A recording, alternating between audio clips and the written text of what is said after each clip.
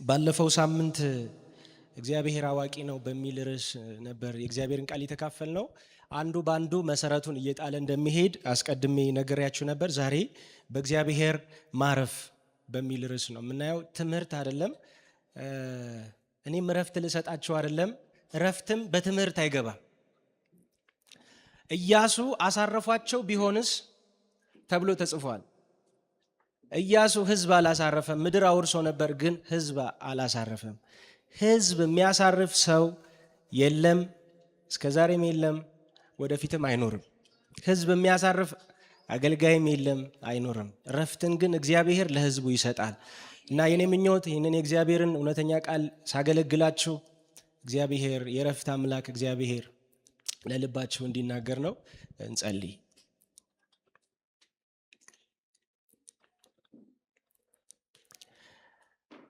እግዚአብሔር አምላክ፣ የሰላም አምላክ፣ ሉዓላዊ አምላክ፣ የነገስታት ንጉሥ፣ የጌቶቹ ጌታ እረፉን የአምላክ እንደሆኑ ወቁ። በምድር ላይ ከፍ ከፍ ላለው እንዳልክ ከፍ ከፍ ያልኸው አምላክ አሁን ካንተ በታች እረፍትን እንድሰጠን ወደ እረፍት እንድታገባን በኢየሱስ ስም እንለምናለን። ያንተን እረፍት እንድናቅ፣ ያንተን እረፍት እንድንቀምስ፣ ነፍሳችን ያንተን እረፍት እንድታውቅ፣ እንድትዳስስ፣ እንድትነካ በጌታ በኢየሱስ ስም እንለምናለን። እስካውቅ ድረስ ተቸገርሁ እንዳለ ዳዊት እግዚአብሔር አምላክ እስክናይህ ድረስ ነውና መባከናችን። አቤቱ ጌታ ሆይ የምታሳርፈውን አንተን እንድናይ አይኖቻችንን ክፈትልን በኢየሱስ ስም። አስቀድመን ለምንድነው የእግዚአብሔርን ሉዓላዊነትና በሱ አዋቂነት ላይ ማንነታችንን መመስረት ያለብን? ለምንድነው?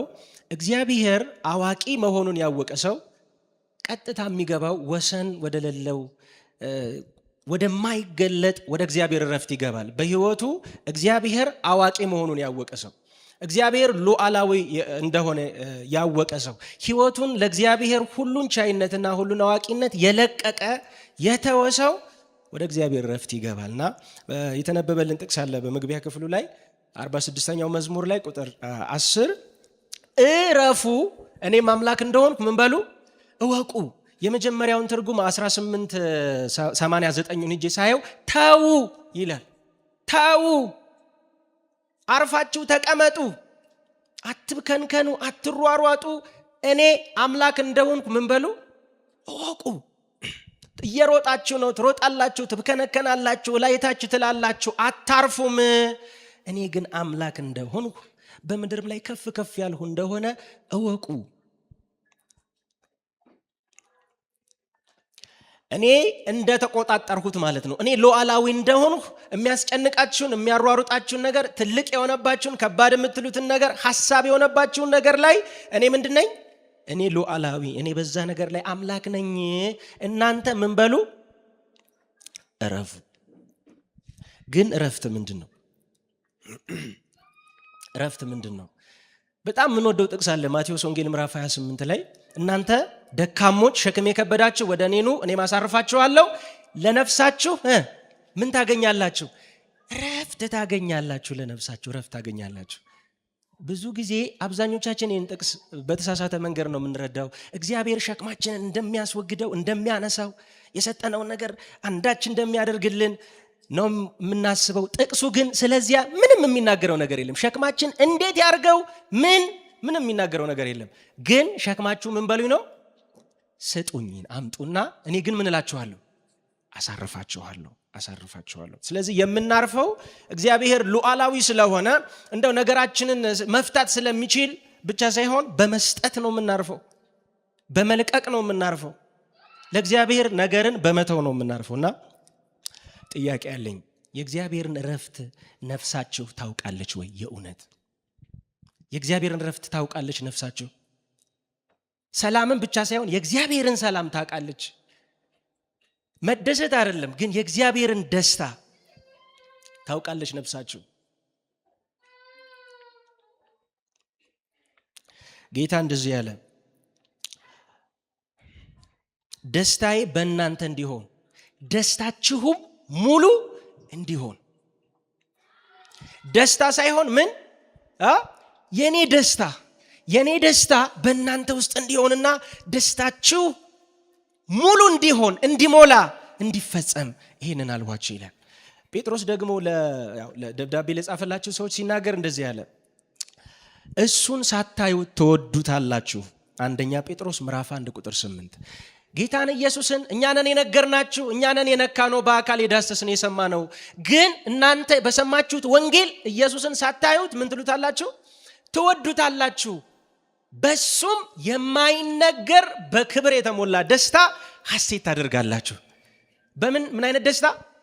የማይነገር ደግሞ በምን የተሞላ? በክብር የተሞላ ደስታ፣ ቋንቋ የሌለው ደስታ፣ የማይገለጥ ደስታ፣ ደግሞ ክብር የሞላበት ደስታ። በዛ ደስታ ደስ ይላችኋል። ጥያቄው ያ ደስታ አለን ወይ ነው። ሰላሜን ምን ልላችኋለሁ አለ? እተውላችኋለሁ። የሱ ሰላም አለን ወይ? ጌታ ሰላም እሰጣለሁ አላለም። ዓለም ናት ስለ ሰላም የምታወራ። እግዚአብሔር ስለ ሰላም ሲያወራ ሰላሜ ነው የሚለው። ሰላሜ፣ የኔ ሰላም። ዕብራውያን ምዕራፍ 4 ቁጥር 10 ላይ እንደዚህ ይላል፣ ወደ ረፍቱ የገባ እግዚአብሔር ከስራው እንዳረፈ እርሱ ደግሞ ከስራው አርፏልና። ወደ ምኑ የገባ? ወደ ረፍቱ የገባ እግዚአብሔር ከስራው እንዳረፈ እርሱ ደግሞ ከስራው አርፏል። ስለዚህ ወደ ማን ረፍት የገባ? ወደ ማን ረፍት? ወደ እግዚአብሔር ረፍት። የእግዚአብሔር ረፍት አለ። እግዚአብሔር ከስራው እንዳረፈ፣ እግዚአብሔር ያረፈ እንደሆነ ወደዛ ወደ እግዚአብሔር ረፍት የገባ ከስራው አርፏል። ከምኑ? ከ6 ቀን ስራው እንዳይመስላችሁ። ከ6 ቀን ስራው በ7ኛው ቀን አርፏል አይደለም።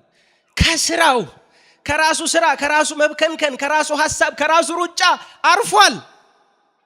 እግዚአብሔር እንዳረፈ። ጥያቄው ወደ እግዚአብሔር ረፍት ገብታችኋል ወይ?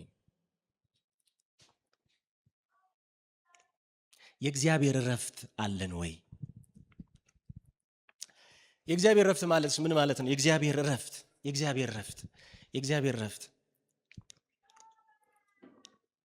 እግዚአብሔርን ረፍትን አስባችሁ ታውቃላችሁ? እግዚአብሔር ስጋት ያውቃል፣ ፍርሃት ያውቃል፣ ጥርጣሬ ያውቃል፣ ድንጋጤ ያውቃል፣ ዓለም ወዴት እየሄደች ነው ያውቃል። ይሄንን ነገር እንዴት ላርገው ያውቃል። ለዙፋኑ ይሰጋል እግዚአብሔር። ለዙፋኑ ስጋት የለበትም። ዛሬ በእርግጥ በጣም ኃያላን ነገስታትና መንግስታት እነሱ ሲፈቅዱልን ብቻ እንደምንኖር እያሳመኑ ነው አይደለ? ዓለምን በአንድ ጊዜ እንደሚያጠፉ የሚሰሩትን የኒውክሌር መሳሪያ እያሳዩን ያስፈራሩናል። ዓለም ትጨነቃለች፣ ዓለም ትረበሻለች፣ ህዝብ ይታወካል። እግዚአብሔር ግን ዓለም ወዴት እየሄደች ነው ብሎ አይሰጋም። የሚያደርገውን ያውቃል እግዚአብሔር። አሕዛብ ለምን አንጎራጎሩ? ለምንስ ተቆጡ? በእግዚአብሔርና በመሲሁ ላይ ተነሱ። እግዚአብሔር ግን ይላል ዳዊት ሲዘምር ከሰማይ ሆኖ ይስቅባቸዋል፣ ጌታም ይሳለቅባቸዋል። በእግዚአብሔር ላይ ይነሳሉ፣ ምክር ይመክራሉ፣ ይዶልታሉ። እግዚአብሔር ግን ምን ይልባቸዋል? ምክንያቱም ምክሩ በምድር ላይ እንደምትጸና እግዚአብሔር ያውቃል። ምድርን የሚያሾራት አንድ ሰው ወይም አንድ መንግስት አይደለም። የእግዚአብሔር ፍቃድና ሐሳብ በዚች ምድር ላይ አለበት። ምን አለ ኢሳይያስ ምዕራፍ 54 ቁጥር 16 ላይ እነሆ ፉሙን በረመጥ ውስጥ የሚነፋውን መሳሪያውን ለሰሪው የሚያወጣውን አንጥረኛ እኔ ፈጥሬዋለሁ፣ የሚያጠፋውንም አጥፊውን እኔ ፈጥሬዋለሁ። መች መሰላችሁ ተስፋ የተሰጣቸው? እስራኤላውያን በባቢሎን ምርኮ ውስጥ ሆነው በፍርሃት ሆነው፣ በወቅቱ ደግሞ የታወቀውን ዓለም አንቀጥቅጣ የምትገዛ ባቢሎን ነበረች። የታወቀና በጣም ከባባድ መሳሪያ ታመርታለች። ስለዚህ በባርነትም ውስጥ ነው ደግሞ ጌቶቻቸው በመሳሪያ የበለጸጉ ናቸው። ስለዚህ ይፈራሉ፣ አጥፊ መሳሪያ ያመርታሉ። አትጨነቁ አላቸው። ምን አለ? ፉሙን እያራገፈ መሳሪያ የሚሰራውን ሰው፣ ያንን ሰው ማን ፈጠረው አለ? እኔ ፈጥሬዋለሁ። በሰው መንግስት ላይ ስልጣን አለኝ። በሰማይና በምድር የወደድኩትን ምን እላለሁ? አደርጋለሁ። ምንም ስጋት የለብኝም። ናቡከደነፆርን እኮ እንደ በሬ ሳር ያስበላው ልዑል በሰው ልጆች መንግስት ላይ ስልጣን እንዳለው እስክታውቅ ድረስ በሰው ልጆች መንግስት ላይ እግዚአብሔር ምን አለው? ስልጣን አለው። ስለዚህ ያ አጥፊ መሳሪያ በሚሰራው ሰው አትረበሽ አለ። ከዛ እንደዚህ ያለ ቁጥር 2 ላይ ድንኳንሽን አስፊ። ጌታ ይባረክ። እየፈራሽ ነው። አጥፊ ነገር እየመጣ ነው። አጥፊ ነገር በጣም በምድር ላይ እየገነነ ነው። ጌቶቻችን እያየሉብን ነው ብለሽ ትሰጊያለሽ። ግድ የለም ድንኳንሽን ምን በይ አስፊና ተዘልለሽ ምን በይ ተቀመጪ።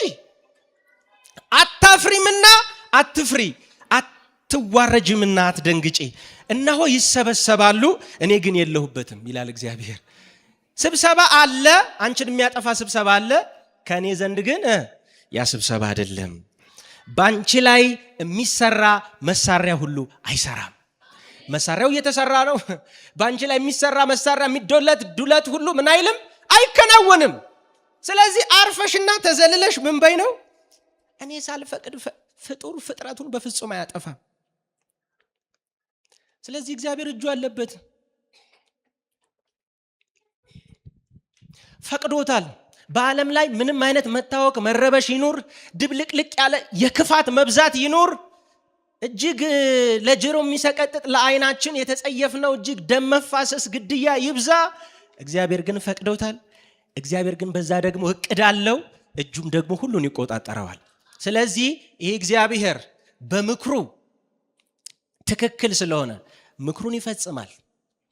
አንዳችም ስጋት የለበትም። ኢሳይያስ 46 ቁጥር 10 ላይ እኔ እግዚአብሔር ነኝ እንደኔ ያለ ማንም የለም፣ ከጥንት ጀምሬ መጨረሻውን ከቀደመው ዘመን ገና ያልተደረገውን ተናግሬያለሁ። ምክሬ ትጸናለች፣ ፍቃዴን ሁሉ ፈጽማለሁ። የኔን ፍቃድ ከመፈጸም የሚያስቀራት ምንም የለም። ምክሬ ትጸናለች በምድር ላይ ፍጹም የረጋ የተረጋጋ ስጋት የሌለበት የጸና ሁከትን የማያውቅ ፍርሃትን የማያውቅ የጸጥታ አምላክ የሰላም አምላክ እግዚአብሔር። ታዲያ ወደ ረፍቱ ግቡ ማለት ምን ማለት ነው? ወደዚህ ወደማይናወጠው ወደ እግዚአብሔር ባህሪ ምን በሉ ነው? ኑ ግቡ። አላችሁ ይሄ ሰላም የእግዚአብሔር ይሄኛው ረፍት አላችሁ፣ ይሄኛው መረጋጋት አለን ይሄ ሰላም። በውጭ ባለው ተፈጥሯዊ ዓለም ነገር ቢለዋወጥ ቢገለባበጥ ምድር ከሰማይ ብትተራመስ የማይነካ የማይወሰድ የማይሰረቅ ሰላም የተረጋጋ ሰላም አላችሁ ወይ? እግዚአብሔር ይርዳን እና ዛሬ ወደዚህ ወደ እግዚአብሔር ረፍት የሚያስገብሩን 2 ነገሮች ብቻ ነው የምነግራችሁ። 2 ነገሮች ወደ እግዚአብሔር ረፍት ለመግባት። አሁን ተረጋጉ። አሜን። ተረጋጉ። እኔንም እንዳታስጨንቁኝ። እናንተ ሰዓት ያስጨንቃችኋል። ሰዓታችን በእርግጥ ቆንጆ ነው። አዎ እናንተም እዚህ ትሉናላችሁ፣ ጌታም ውስጥ ስንገባ ደግሞ አይለቀንም። ጌታ አስቀርተሃል ይላል፣ እናንተ ደግሞ ትላላችሁ። እና ይሄ እነዚህ 2 ነገሮች አሁን ማካፈላችሁ 2 ነገሮች የታወቁ ዕውቀቶች ወይም ደግሞ የተነበበ ሐሳብ አይደለም። በጣም በህይወቴ የቀመስኋቸው የዳሰስኋቸው እግሮቼ የቆሙባቸው የተመሸኩባቸው ምሽጎቼ ናቸው። ያሳረፉኝ ከዚህ ዓለም ሁካታ ጫጫታ ልቤን ስቅል ያደረጉት ሩቅ ያደረጉት ምንም ነገር በዚህ ዓለም እንዳይደርስበት አድርገው ልቤን የሰወሩ የእግዚአብሔር ቃል እውነቶች ናቸውና የመጀመሪያው በመታመን ማረፍ ነው። ምን አልኩኝ? በመታመን ማረፍ። ኢሳይያስ 26:3 ላይ በአንተ ላይ ታምናለችና በአንተ ለምትደገፍ ነፍስ ፈጽመህ በሰላም ምን ትላታለህ? ትጠብቃታለህ። በአንተ የምትታመነውን ነፍስ በሰላም ትጠብቃታለህ። እግዚአብሔርን ያለ መታመን በፍጹም ሰላም የሚገኝ አይደለም። አንዳንዶች ምን ይላሉ? ሀብታም ሰላም የለውም፣ ደስታ የለውም፣ እንቅልፍ የለውም ይላሉ። ሰላምና ረፍት ያለው ምኖች ጋ ነው? ድሆች ጋ ነው። አንዴ አባቴ የነገረኝን ታሪክ አስታውሳለሁ። ሀብታምና ድሃ ተጎራብተው ይኖሩ ነበርና ሲኖሩ አንድ ሁለቱንም የሚያደህይ ረሃብ እና ችግር መጣ። ከዛ የሚገርመው ያው እንዳወጣጣቸው ወጥተው ያ ክፉ ቀን አለፈ። ያ ክፉ ቀን ካለፈ በኋላ ሁለቱ ተገናኙና ያው ፊት ለፊት በቤታቸው መካከል ላይ ማለት ነው ማመጊያ ይባላል እንግዲህ እዛ ላይ ተገናኙና ያወራሉ እና ድሃው እንደዚህ ያለው አየህ አያከሊ ያንተ ትርፍ ምንድነው? እኔም ወጣሁት ይሄንን ክፉ ቀን አንተም ወጣኸው አለ። ሀብታሙ ሰውዬ ዝም አለና መውጣቱንስ እኩል ወተናል፣ ልዩነቱ ምኑ ነው? አወጣጡ ነው አለ ይባላል። አወጣጡ ነው የሚለይ። አንተ ተላልጠ ተጋግጠ ነው የወጣው ለማለት ነው። ግን ዋናው በርግጥ መውጣታቸው ነው። አንዳንድ ጊዜ ግን እንደው ሰላሙንና እንቅልፉን ራሱ ለድሃ የመስጠት በርግጥ ገንዘብ ሰላምን ብቻ አይደለም ብዙ ነገርን የመንጠቃቀም እንዳለው ሁሉ ግን ሰላም በድሃም ጎጆ የለም፣ እረፍትም በሀብታሙ ቪላ ቤትም የለም። ሰላምና እረፍት በመታመን ብቻ ነው፣ እግዚአብሔርን በመታመን ብቻ። ዳዊት እንደዚህ ያለ ነፍሴን አሳረፏት፣ የእናቱንም ጡት እንዳስተውት ዝም አሰኘዋት። ነፍሴ የእናቱን ጡት እንዳስተውት በእኔ ውስጥ ናት። ነፍሴ ጡት ያልጣለ ህፃን በጣም የሚረብሽ ነው አይደለ? የሚቁነጠነጥ የሚታወቅ ጡት ነው። ስጭኝ ነው፣ መልሶ አምጭ ነው፣ ይሰጠዋል። ሲያለቅስ ይወተፍለታል፣ ከዛ ያለቅሳል እንደገና። መታወቅ እናቱ ለሱ ጡት ብቻ ናት አይደለ? ይወዳታል። ፍቅሯንና እንክብካቤውን ምንም አያስተውልም። ጡት ያልጣለ ህፃን ዝም ብሎ በቃ ጡት ብቻ ነው የሚለው። ጡት የጣለስ አንድ ህፃን ልጅ በጣም በልጅነቱ ገና አፍ መፍታት እንደጀመረ ከእናትና ከአባት ማንን ነው የምትወደው ስለው እናቴን። ለምን ጡት አለኝ። ከ3 ዓመት በኋላ ከትምህርት ገበታ ተመልሼ ነው እንደገና ስጠይቀው አባቴን አለኝ። ለምን? ጫማ ኳስ አለኝ። በመካከል ላይ ያለው ህፃን ግን ስለምንም አይጨነቅም። ጡት ወዲያው የጣለ ህፃን ስለ ራሱ ያስብ፣ አይሰጋ። እናቱን የሚቀርባት ለጡት ብሎ አይደለ፣ በቃ በቅፎ ውስጥ መሆን ነው የሚፈልገው። ምንም ፍርሃትና ጭንቀት የለብ። የትም ይዘው ትሄድ። ከሰዓት በኋላ ስለሚበላው ምሳ ያስባል። ነፍሴ እንደዛ ናት። የእናቱን ጡት እንዳስተውት በውስጤ ነፍሴ ዘምጭጭ አለች። አንድ ጊዜ በጣም ስትታወክበት እንዲህ ብሎ ዘምሯል። ነፍሴ ሆይ ተይኝ አላለም? ለምን ታውክኛለሽ? የፊቴን መድኃኒት አምላኬን ታመን ዘንድ ተይኝ። ክብር ለእግዚአብሔር ይሁን። ከዛሬ ጀምሮ እስከ ዘላለም እስራኤል በእግዚአብሔር ይታመን ይላል እዛው ምዕራፍ ላይ። ግን ጥያቄው መታመን ምንድነው ነው? መታመን ምንድነው? በእግዚአብሔር መታመን ማለት ምን ማለት ነው? መታመን ነገራችን ሁኔታው እንዴት የሚሄድ ወዴት እግዚአብሔር ምን እያለው ነው ማለት ነው? እግዚአብሔር አዋቂ ነው። እግዚአብሔር እየተቆጣጠረው ነው። የእግዚአብሔር እጅ አለበት። የእግዚአብሔር እቅድ አለበት። የእግዚአብሔር ፍቃድ አለበት ማለት ነው። በእግዚአብሔር መልካምነትና ሁሉን ቻይነት መጓደር ነው። እግዚአብሔር ለኔ ምንድነው? እግዚአብሔር ለኔ መልካም ነው። መልካም ብቻ ሳይሆን ደግሞ ምን ይላል ነው? ይችላል። እግዚአብሔር አያቅተው። ምን ተብሎ ተጻፈ? ሮሜ 8:32 ላይ ለገዛ ልጁ ያልራራለት ነገር ግን ስለሁላችን አሳልፎ የሰጠው እንግዲያውስ ሌላውን ነገርማ እንዴት አብልጦ አይስጠን? ኢየሱስን ከሰጠን የገዛ ልጁ ካልራራለት ሌላውን ነገርማ እንዴት አይስጠን? ወዳጆች ተፈጸመ ሲል ጌታ ሁሉ ስራችን ያለቀው። አሜን።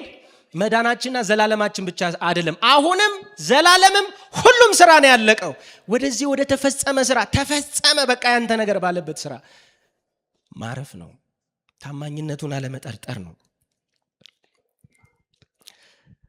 ዳዊት መታመን አረጋጋው፣ ረፍት ተሰማውና እንደዚህ አለ፣ በእግዚአብሔር የታመኑ እንደማይታወክ ለዘላለምም እንደሚኖር እንደ ጽዮን ተራራ ናቸው። የጽዮን ተራራ ንፋስ ይንፈስ ወጀቡ ይወጅብ ያገባዋል። የጸና ነው። ንፋስ ምንም የንፋሱ ብርታት አያነቃንቀውም። ስለዚህ በእግዚአብሔር የሚታመን ሰው ምንም ቢነፍስበት ምን አይልም፣ አይሰጋም፣ እንደማይናወጥ። ለምን? ምክንያቱም ሲናገር ወረድ ብሎ ተራሮች በኢየሩሳሌም ዙሪያ እንደሆኑ እግዚአብሔር በዙሪያችን ነው።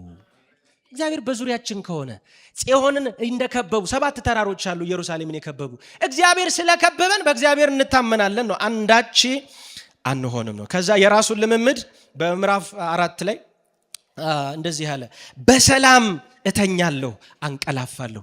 አቤቱ አንተ በእምነት ምን ብለኛል? አሳደረኛል። በሰላም ማለት ጦር እየታወጀ ጠላቶቻቸው እያንቀጫቀጩት መሳሪያውን ፕሮፓጋንዳ እየነዛ ጠላቱ ዛጋ እያወራ ምን እላለሁ እኔ በሰላም እተኛለሁ። ብቻህን አንተ በእምነት ምን ብለኸኛል? አንተ ብቻህን አንተን ተማምኜ ምን እላለሁ ነው እተኛለሁ። ለምን እንደሆነ ምክንያቱን ሲናገር 31:21 ላይ በተከበበ ከተማ አስደናቂ ምሕረቱን በእኔ ላይ የገለጠ ይላል። ምን ማለት መሰላችሁ? ከተማ ተከቦ ሲያድር እኔ በሰላም እተኛለሁ፣ በእምነት አድራለሁ። ጧት ስነሳ ምሕረት ተገልጦ ምን ይላል ነው ያድራል። የእግዚአብሔር ምሕረት ተገልጦ ስለሚያድር እኔ በሰላም እተኛለሁ። ከዛ ወደኛ ይመጣል። ማሳሰቢያ ነው። እንደዚህ ይላል፣ በማለዳ መገስገሳችሁ ከንቱ ነው፣ ለወዳጆቹ እንቅልፍን በሰጠ ጊዜ እናንተ የመከራ እንጀራን የምትበሉ ከተቀመጣችሁበት ተነሱ። በማለዳ ክል ማለታችሁ መሮጣችሁ ምንድነው? ከንቱ ነው። እግዚአብሔር ለሚወዳቸው ለምርጦቹ ምን ሰጥቷቸዋል? እንቅልፍ። የእግዚአብሔር እንቅልፍ አለ ወዳጆች፣ የእግዚአብሔር እንቅልፍ አለ። ለነሱ የሰላምን እንቅልፍ ሰጥቷቸዋል። እናንተ ግን ምን ትበላላችሁ? እግዚአብሔር ይመስገን እንጀራ እየበላችሁ ነው። ግን እንጀራው የምን እንጀራ ነው? ይሄ በመከራን ያመጣችሁት ያችን እንጀራ ለማቅረብ በጣም ተቸግራችኋል አይደለም? ስጋት የሞላበት እንጀራ። ግን ምን በሉ? ተነሱ፣ ከተቀመጣችሁበት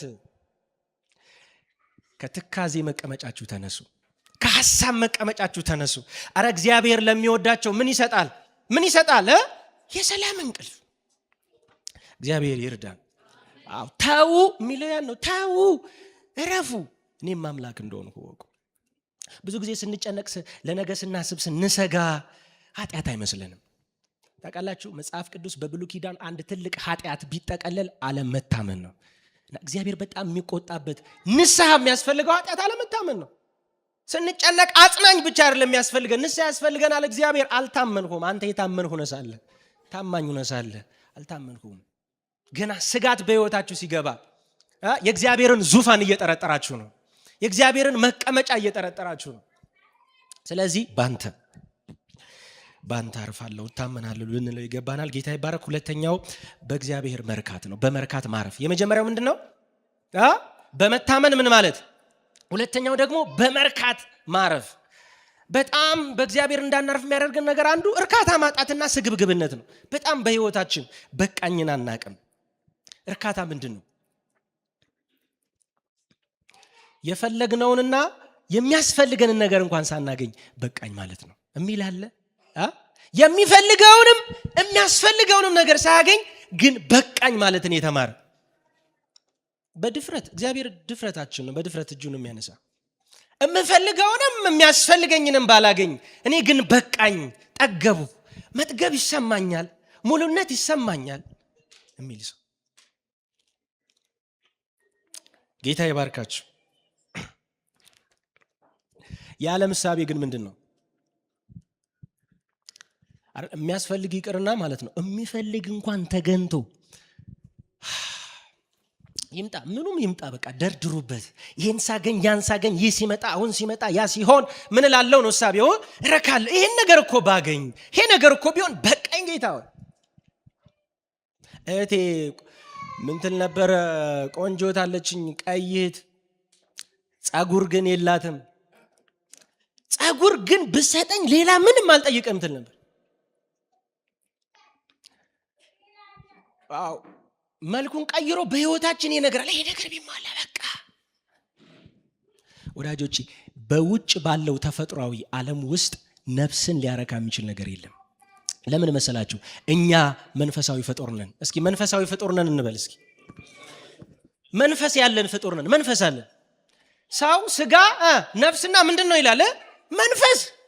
ስለዚህ ቁሳዊ ነገር የባስ የነፍስን መሻት የሚቀሰቅስ ነው። አንድ ነገር ሲመጣ ይምጣ፣ ችግር የለም፣ ቤቱ ይምጣ፣ ሌላ ክፍት። አንድ ጊዜ ይህችን ታሪክ ልንገራችሁ። በአንድ ደሴት የሚኖሩ በጣም በታሪክ የታወቁ ህዝቦች ነበሩና ኑሯቸው የሁሉም ተመሳሳይ ነው። የሚበሉት እዛው ከውሃው በሚያመጡት በመስኖ ነውና አኗኗራቸው በጣም ደስ ይላል። ላይፍ ስታይላቸው ደስ ይላል እና ብዙ ሰው ይጎበኛቸዋል፣ ጉብኝት ይደረጋሉና አንድ ቀን ነው ከመካከላቸው አንዱ ቢቹ ላይ እንትን ሲል አንድ ድንጋይ የሚያክል ትልቅ ወርቅ አገኘ እና በጣም ተደነቀ። ሂዶ እንትን አለ። ከዛ በኋላ አሳመረው፣ መጣና የራሱን አካባቢ አሳመረው፣ ቤቱን ቀየረው፣ በቃ ሁሉን ነገር ሲያሸበርቀው ከዛ ቀን ጀምሮ የደሴቲቱ ነዋሪዎች ሰላማቸው ተነሳ። ለምን ቀንተውበት ነው? ጀስት ቀንተውበት ነው? ምኞታቸውን ቀስቅሶት።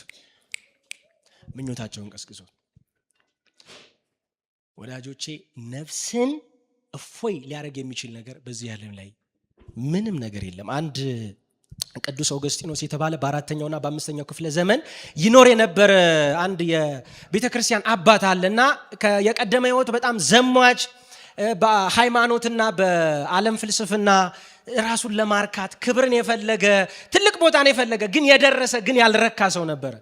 ኋላ አርፍዶ ነው ጌታ የገባው። ግን እንደዚህ አለ፣ አቤቱ ጌታ ሆይ ለአንተ ፈጥረህናልና። እስኪ አብረን እንበለው። አቤቱ ጌታ ሆይ ለአንተ ፈጥረህናልና ነፍሳችን ባንተ ካላረፈች በቀር እረፍት የላትም።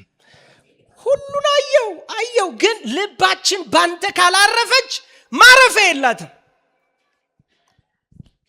በሌላ አገላለጽ ሲገልጸው እንደዚህ አለ፣ ሰው በእግዚአብሔር መገኘት ብቻ የሚሞላ ባዶ ቦታ ያለው ሆኖ የተፈጠረ ነው። ያንን ባዶ ቦታ ማን ብቻ ነው የሚሞላው ነው? አስገቡበት፣ ምንም ነገር አይሞላም። ምንም ነገር አይሞላውም። ማን ብቻ ነው የሚሞላው ነው? ሲ.ኤስ. ሉዊስ የተባለ ታዋቂ የክርስቲያን ፈላስፋ ጸሐፊና አፖሎጂስትም ነው። እንደዚህ አለ፣ በዚህ ዓለም ላይ ያለ ማንኛውም ልምምድ ሊያረካው የማይችል ጥልቅ ፍላጎት ወይም ጥማት በውስጤ ካገኘው እጅግ አሳማኙና ትክክለኛው ማብራሪያ ለሌላ ዓለም የተፈጠርሁ መሆኔ ነው። አግኝታችሁኛል? ሄሎ፣ ከኔ ጋር ናችሁ? በውስጤ ምን ካገኘው? በዚህ ዓለም ማንኛውም ልምምድ ምንንም ማድረግ የማይረካ ጥማት ካገኘው ስሬቴ ለየት እንደሆነ አውቃለሁ፣ ለሌላ ዓለም። ያ ዓለም ማን ነው? እግዚአብሔር። ትልቅ መጽሐፍ አለን የምንወደው የዘመናት ምኞት የተባለ ነቢያቱ ናቸው። ነቢዩ ሐጌ ነው ያለው። ኢየሱስን ምን አለው? የሕዝብ ሁሉ ወይም የዘመናት ሁሉ ምኞት አለው። ምን ማለት መሰላቸው? አህዛብ ሁሉ፣ ነገስታት ሁሉ፣ ሰዎች ሁሉ ጣዖትን በማምለክ በልዩ ልዩ ክብር፣ ዝና በሚፈልጉት ኑሮ፣ በተመቻቸ ኑሮ፣ በሚሰዩት በሚናፍቁት ነገር ሁሉ ሲመኙ እየተመኙ ያሉት ባያውቁትም ማንን ነው? ኢየሱስን ነው። ኢየሱስ ታሪክ ለዘመናት ሲናፍቀውና ሲጠብቀው ሲጓጓው የነበረ ሲንቃቃለት የነበረ ትክክለኛ የህይወት ማርኪያ ነው። መግቢያውን አንብባችሁታል። የዘመናት ምኞትን። ይህ መጽሐፍ የተጻፈበት ዓላማ ይላል ምኞት ሁሉ በኢየሱስ እንደሚረካ ለማሳየት ነው ይላል። በቃ አለቀ። የዘመናት ምኞት ጠቅላላ ሐሳቡ ይሄ ነው፣ ሌላ አይደለም። ምኞት ሁሉ በማን እንደሚረካ?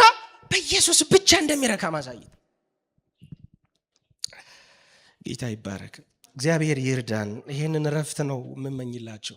ያለኝ ምን አለ ጳውሎስ? ምን ይለኛል? ይበቃኛል። የምኖርበት ኑሮ ይበቃኛል ማለት ምን ብያለሁ? ተምሬያለሁ።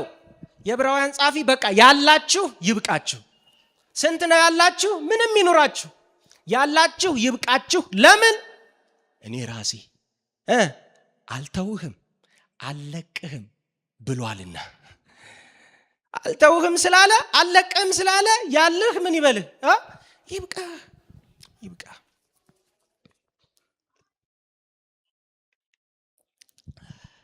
በጣም ወደው ጥቅስ ነው። ይሹሩን ሆይ ለረድኤትህ በዳመናት ላይ በታላቅነት የሚራመድ እንደ እግዚአብሔር ያለ መኖሪያህ። ያዕቆብ ክንዶች ደግሞ ከምኑ ናቸው? የዘላለም የእግዚአብሔር ክንድ ከአንተ በታች ነው። እግዚአብሔር መኖሪያህ ነው። ዓለም ምን ትለናለች ግን? አትጨነቅ። ይሄ ትምህርት መንፈሳዊ ሰው ብቻ ነው፣ ሰባኪ ብቻ ነው የሚለው። አትጨነቅ። ህይወት ምንድናት? ህይወት አጭር ናት። ብላ፣ ጠጣ፣ ደስ ይበልህ። ህይወት አጭር ናት።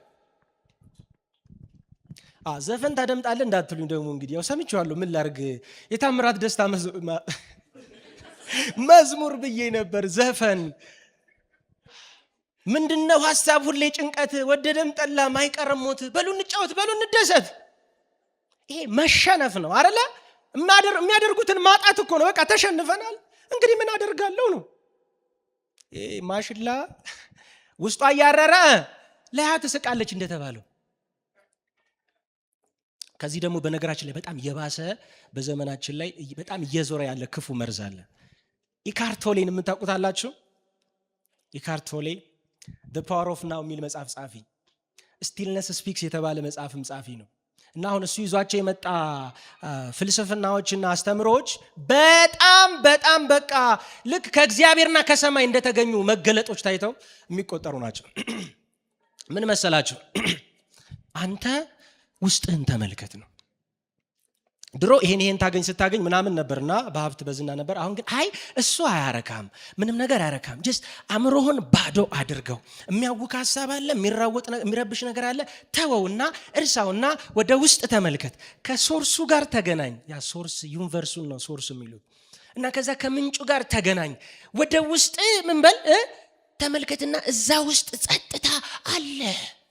ጸጥ በል። የማናዚዋል ሪትሪትን ያያችሁ ካላችሁ ሄደው ግንድ ያደምጣሉ። አድምጡ እስኪ፣ ግንዱ እቀፉት፣ ግንዱን በደንብ እቀፉት። ምን ይሰማችኋል? በደው ትልቅ መርዝ ነው። ብዙ ወጣትን እየበላ ያለ መርዝ። ወዳጆቼ እኔም ሞክሬ ወደ ውስጤ ሳይ ግን ጭው ያለ ባዶነት ነው ያየሁት። ጨለማ እንደውም ያለኝን ብርሃን ነው ያጠፋብኝ። ሌላ ከዲያብሎስ የተተፋ መርዝ the law of attraction የሚባል ዓለምን አሁንም እየዞረ ያለ የስበት ህግ። በዚህ ዓለም ላይ ማንኛውንም የምታስበውን የምትመኘውን ነገር ከዩኒቨርሱ ምን ትለዋለህ? ትስበዋለህ፣ ታመጣዋለህ። ሀብት ነው፣ ጤና ነው አለ ዩኒቨርሱ ጋር። ዩኒቨርሱ ያንተ ባሪያ ነው። አንተ ደግሞ የጣፋንታ ጌታና አምላክ ነህ። አቃ አመስግን ይላሉ ደግሞ። በጣም እኮ ነው የሚገርመው። አመስግን። ማንን እናመስግን? ምስጋና ጥሩና መልካም ስሜት ነው። የምታመሰግነው ነገር ወደ አንተ ይመጣል። ግድ የለም ይመጣል፣ ወደ አንተ ይመጣል የምታመሰግነው ነገር። እኛስ በእውነት ከቅዱሳን ጋር በብርሃን እንድንካፈል ያበቃንን አብን እናመሰግናለን ተብሏል። አሜን። ምናመሰግነዋለን የሰጠን እሱ አይደለ? ዝም ብለን አይደለም ምስጋናችንን የምንረጨው። ስለዚህ ዓለም እንደምትለን እርካታ ውጭ ላይ የለም። እኛ ወይ እንደምናስበው እኛ ይሄ እንደምንለው እዛም የለም። እና የካርቶሌ እንዳሉትም ውስጥ ላይ የለም። አሁን ላይ አሁንን እስኪ ያጣጥመው የለም። አሁን ላይ ምንም የለም። አሁንን በያዘው አምላክ ነው ያለው። አሜን። አሁኔን በያዘው አምላክ ግን እና ካንተ ጋር ነኝ እኔ አልተውህም አለቅህም ባለኝ አምላክ ግን ሳርፍ ሰላም ነኝ እያለ ነገሩ ማለት ነው።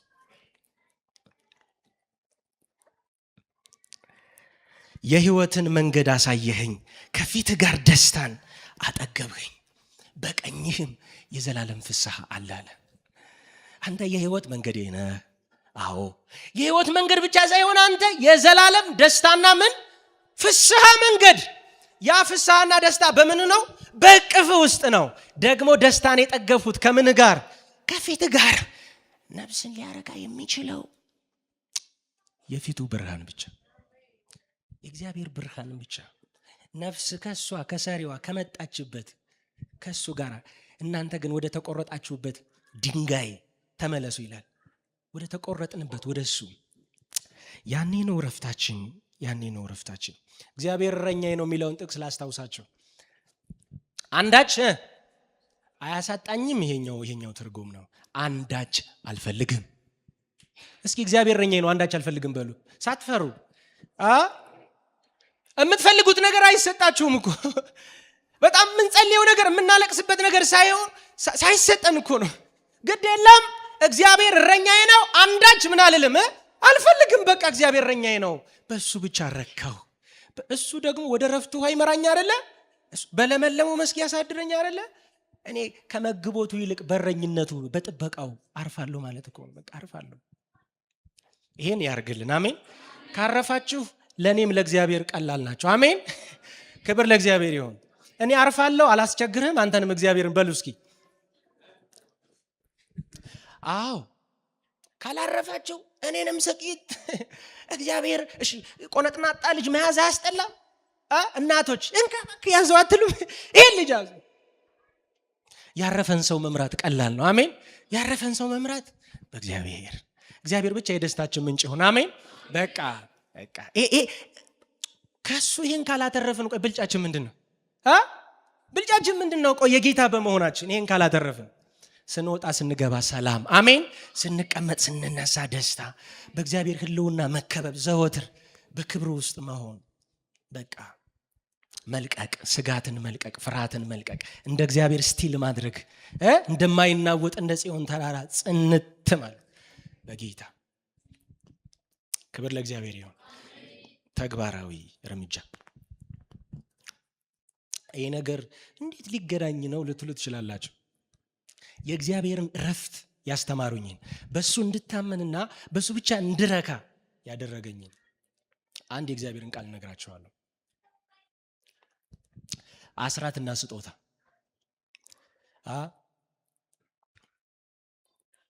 ከልጅነቴ ነው እግዚአብሔር ይህንን ነገር ያስተማረኝ እና መድረክ ላይ ሲሰበክ ሲነገር ትንሽ ጥምም ብሎ ነው የሚነገረው። እንደዚህ ነው እንደዛ ነው እንደዚህ በሉ ስጡ ምናምን ነው የሚባለው። እኔ ግን አለማመደኝ እግዚአብሔር። ተቤተኛውን ልቤን አስተነፈሰልኝ። በዚህ ስስታም ልቤን ቅልት ያደረገልኝ ይሄ ልምምር ነው። እግዚአብሔር ሌማቱ ጎሎ አያውቅም። አሜን። አዎ ስራው እንዲሰራ ምናምን አዎ እሱ አይደለም። ግን ይሄን እነግራችኋለሁ።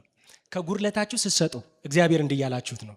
ጌታ ሆይ ባይኖረኝም ታኖረኛለህ። አሜን። ከጉድለቴ ስሰጥ በቃ ስላልኖረኝ ምን አልልም፣ አልጠፋም እያልን እየመሰከርን ነው። ሲኖረንስ እየኖርኩት ያለሁት ስላለኝ አይደለም። አሜን። ስላለኸኝ ነው። ክብር ለእግዚአብሔር ይሁን። የሰው ህይወት በገንዘቡ ብዛት አይደለም ተብሎ ተጽፏል። አይደለም የሰው ህይወት በገንዘቡ ብዛት። ስለዚህ ስላለኸኝ ነው በቃ እየኖርኩ ያለሁት እንጂ ስላለኝ አይደለም። ግን አይገርማችሁም? ከሀብታሙም ከድሃውም እኩል ያለ መሳሳት ከ11 ሲቀበል እግዚአብሔር ፌር ነው። ግን መንግስት እንኳን እንትን አይደል እንደሚለው አይደለ? እንደ ገቢ መጠን አይደል ነው። ተሳስቼ ነው። እሱ ግን ከድሃዋ ከ10 እጅ አንዷን ግንጥል አይመረም እግዚአብሔር። በነገራችን ላይ ከ100 ብር 10 ብር መስጠት ነው የሚቀለው። ከ100 ሚሊዮን 1 ሚሊዮን መስጠት ነው የሚቀለው። 10 ብር መስጠት ይቀላል አይደለ? ቀላል ነው። ግን በቃ እግዚአብሔር ልባችንን የሚፈትንበት በጣም ወደው ጥቅስ እግዚአብሔር ልብህን ያውቅ ዘንድ ድሆችን ከምድር አያርቅ ማለት ምንን ያውቅ ዘንድ ያንተን ልብ ለማወቅ ያንተን ልብ ለመፈተን ድሆች ሁልጊዜ በመካከላችን ነው። ልባችን የሚታወቅበት ነው። አስራት ይሁን ስጦታ ይሁን እግዚአብሔር በመስጠት ይባርከን። አሜን። በመስጠት የሚታወቅ አገልጋይ፣ በመስጠት የሚታወቅ ምእመን፣ በመስጠት የምትታወቅ ቸርች ራሱ ጌታ ይባርካት። ቸርቻችን ለሌሎች የምትዘረጋ መስጠት ይሄ የእግዚአብሔርን ረፍት የሚያለማምር ነው። አልሰጋም ነው፣ አይጎልም ነው። በቃ ክብር ለእግዚአብሔር ይሁን። እንጸልይ።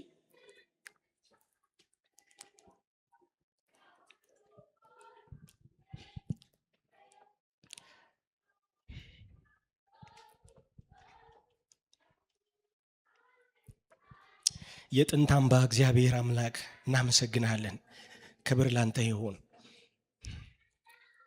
ኢያሱ አሳርፏቸው ቢሆን ስለሌላ ረፍት ባልተባለ ነበር እንደተባለ ጌታ ሆይ ኢያሱና ሙሴ እንኳን ህዝብ አላሳረፉም። ጌታ ሆይ አሁን ቃልህ በኢየሱስ ስም ልባችንን ያሳርፍ። በቃልህ በኢየሱስ ክርስቶስ ስም መተማመን ይሁንልን። አቤቱ ጌታ ሆይ እንደማይታወክ እንደማይናወጥ እንደ ጽዮን ተራራ በኢየሱስ ስም ልባችን ይሁንልን። የመጣው የሄደው የማይነካው ባንተ የተሰወረ ልብ፣ ባንተ ያረፈ ልብ እግዚአብሔር አምላክ ማዕበል ባህርን ሲያናውጥ ግን የውስጠኛው ክፍል ደግሞ በሰላም ረጭ ብሎ ተረጋግቶ እንደሚቀመጠው ነፍሳችን በአንተ እንደዚህ ትርጋ። ጌታ ሆይ ትረጋጋ። በአንተ የምንቁነጠነጥ እግዚአብሔር አምላክ ሩጫ የምናበዛ የገዛ ህይወታችን በገዛ እጃችን ለመስራት የምንደክም እግዚአብሔር አምላክ ሆይ በአንተ ማረፍን መተውን እጃችንን መሰብሰብን ጌታ ሆይ በኢየሱስ ስም አንተ አስተምረን። ቃልህ የታመነ ነው። በእግዚአብሔር ዝም ብለህ ተደሰት፣ የልብህንም መሻት ይሰጥሃል ተብሎ እንደተጻፈ ምኞታችንን ጌታ ሆይ ቅዠት ያደረገብን በመብከንከን መኖር አቤቱ ጌታ ሆይ በርካታ ቢስነት በስግብግብነት መኖር አሁን እንዲያበቃ አንተ ብቻ የደስታችን ምንጭ እንድትሆን። ሕዝቤ ሁለት ኃጢአት ሰርተዋል። የሕይወትን ውሃ ምንጭ ሆንኩትን እኔን ትተውኛል። ለራሳቸውም ውሃ ሊይዙ የማይችሉ ቀዳዳ ጉድጓዶች ቆፍረዋል እንዳለ ጌታ ሆይ ቀዳዳ ጉድጓዶቻችንን ሁሉ ጌታ ሆይ እንተዋለን፣ እንለቃለን። በአንተ ነፍሳችንን እናሳርፋለን። አንተ ብቻ በኢየሱስ ስም አርካን። ልባችን በአንተ ብቻ በኢየሱስ ስም ሐሴት ያድርግ። እግዚአብሔርን በደስታ አምልኩት፣ በእልልታም በፊቱ ግቡ እንደተባለ ጌታ ሆይ ሁልጊዜ ዙፋንህን ስምህን አቤቱ ጌታ ሆይ ማዳንህን ስንናገር ስናወራ ፊት ስንቀርብ ወሰን የሌለው ያንተ ደስታዬ ያልከው ያንተ ደስታ በእኛ ዘንድ ሙሉ ይሁን። ያንተ ሰላም በእኛ ዘንድ ፍጹም ይሁን። ወደ ረፍትህ ጌታ ሆይ አስገባን። ጌታ ሆይ ስለ ቃልህ ተባረክ በጌታ በኢየሱስ ስም።